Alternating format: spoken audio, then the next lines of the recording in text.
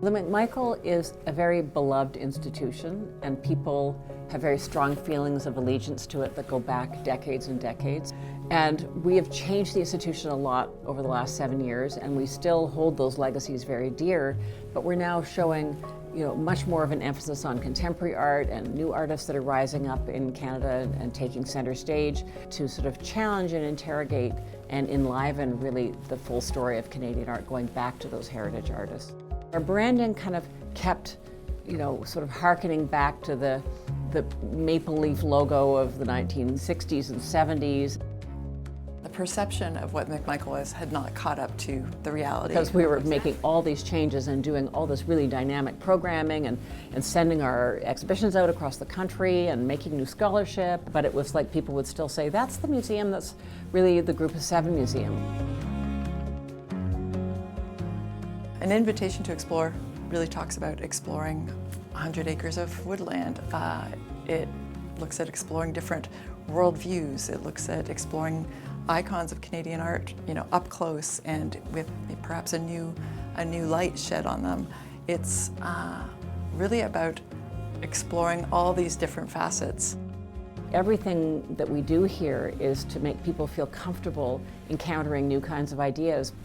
And I think that's what Invitation to Explore is really kind of ties back to that idea of, everyone's exploring here.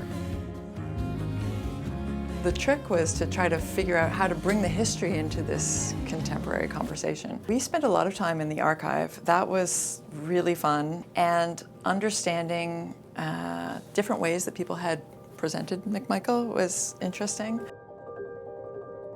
What I see is that the logo itself has this very artisanal kind of handcrafted feeling that you might expect of something historical, but then the context for it is like sharp and clean, and the use of color is like intense. It's not polite. It's gonna grab you, and it's gonna be unexpected. So it's all kind of about surprise, which is of course something you experience when you're exploring. It's an interesting thing when you're working with art galleries and museums because there is so much color in the work. We looked at the first painting that the McMichaels had acquired, which was a Montreal River by Lauren Harris, and we thought, let's take a few of these pieces and bring them together, and it feels like McMichael. The sort of golden colors, the sort of light blue, they all really work together harmoniously.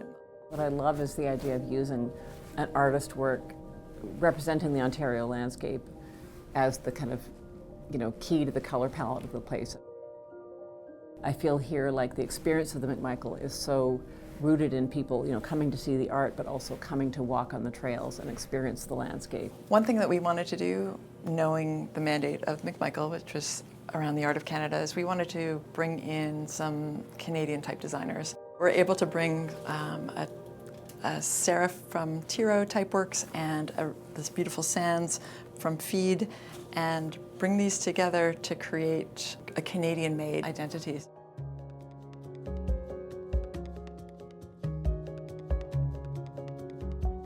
One of the things actually that you said that will stay in my mind forever, which I loved, which was you said, "I'm so excited, I feel like we're becoming who we are."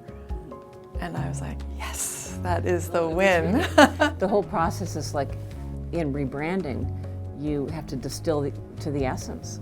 You just landed, it was like when the gymnasts do that kind of twirly thing and then they land on their feet on the mat and suddenly go, ta-da, and they don't stagger. That was sort of that moment. That's fantastic. Yeah. That will also stay in my mind forever.